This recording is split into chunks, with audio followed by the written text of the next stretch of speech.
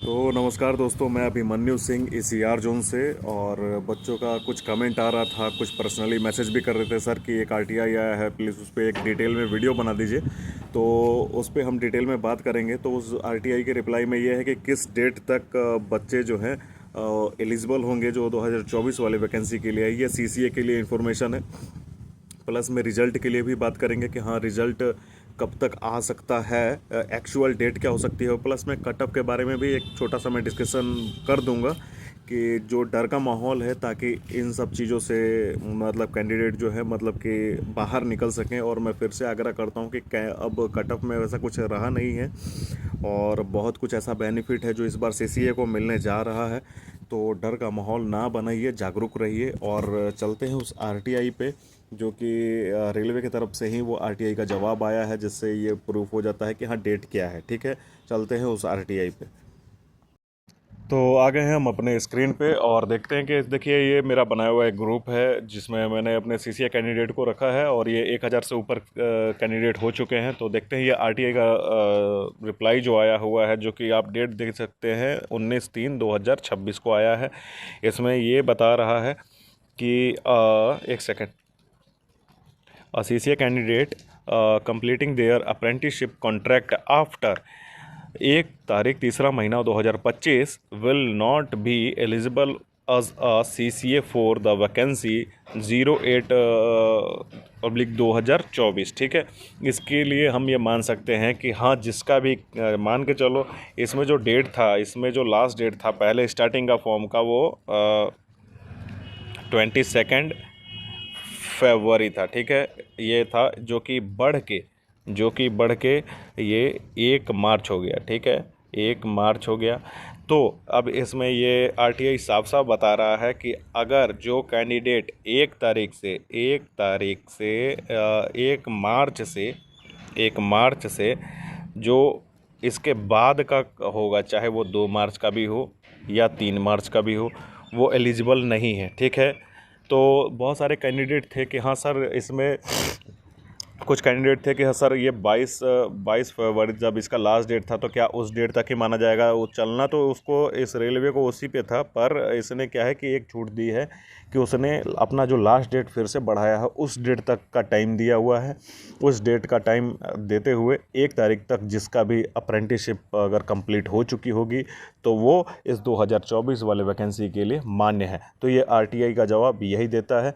आते हैं इस स्क्रीन पे और बाकी की डिटेल्स समझते हैं फेस टू फेस।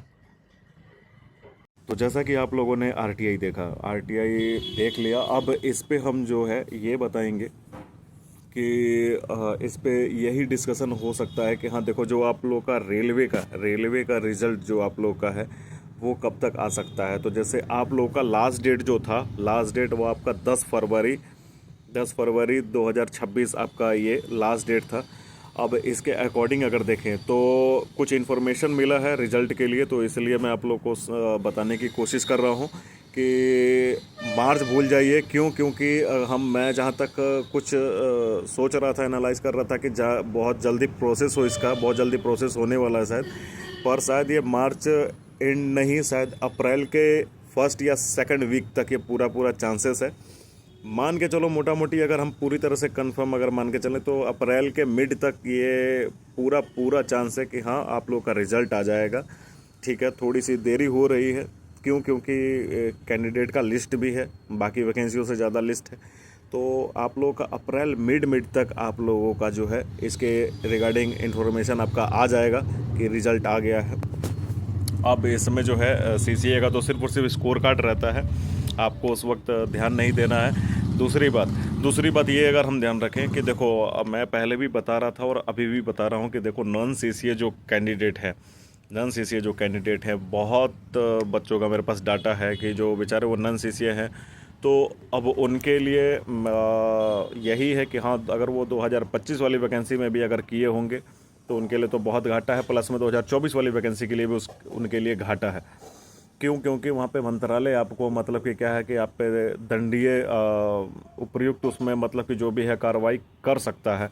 ठीक है, क्योंकि 2019 वाली वैकेंसी में जिस भी जोन में डीवी हो रहा था उस डीवी के टाइम पे एक नोटिस पैड भी लगा रहा था मंत्रालय कि जो भी आप लोग जो ये समय बर्बाद कर रहे हैं इसके बाद से नहीं होना चाहिए, इसके बाद से नहीं होना चाहिए, ये नहीं तो उपयुक्त मतलब की कार्रवाई की जा सकती है। तो शायद 2024 में हो सकता है कि सारे जोनों में नहीं पर किसी किसी जोन में कार्रवाई की जा सकती है।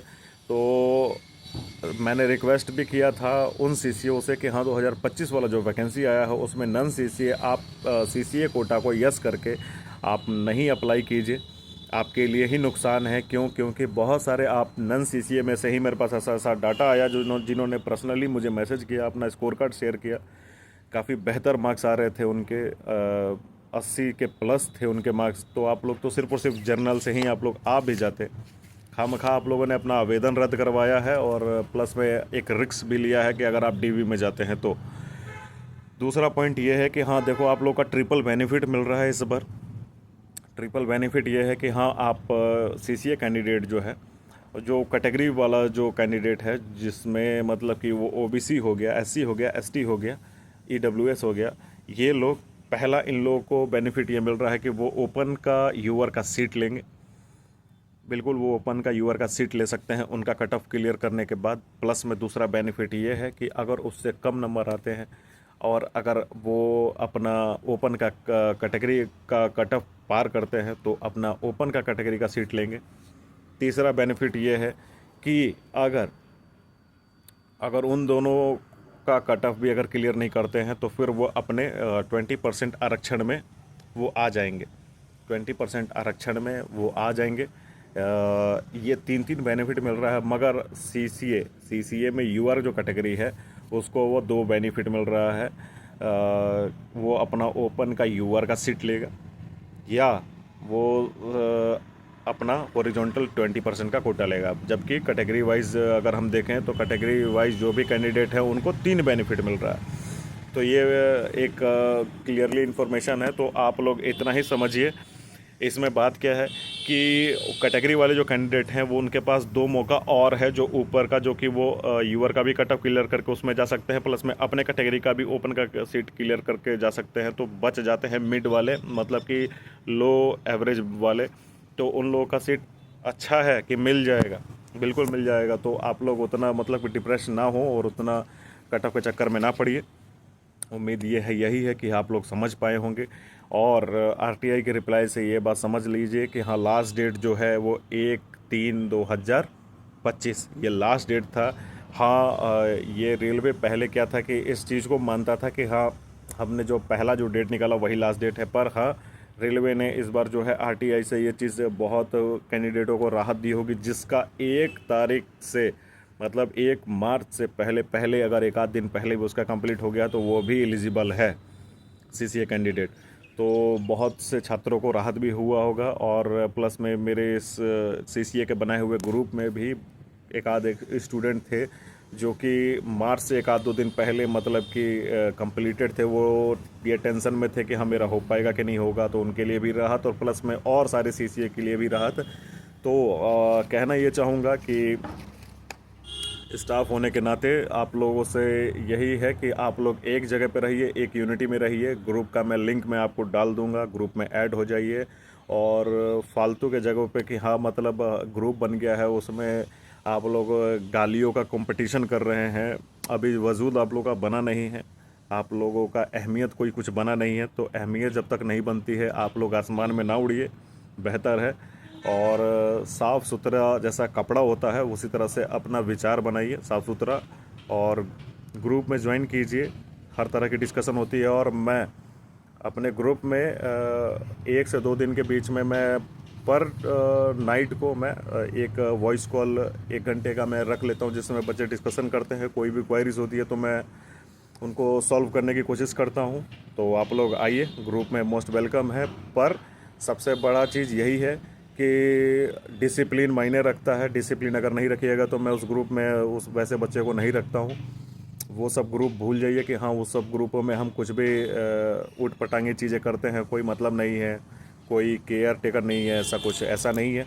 डिसिप्लिन मायने रखता है। आप लोग जॉब भी लीजिएगा तो सबसे पहले एक बात समझ लीजिए, अपने सीनियर का डिसिप्लिन मायने रखता है। उम्मीद करता हूँ कि समझे होंगे। तो मिलता हूँ किसी और वीडियो में और कोई और इन्फॉर्मेशन के साथ। जय हिंद, जय भारत।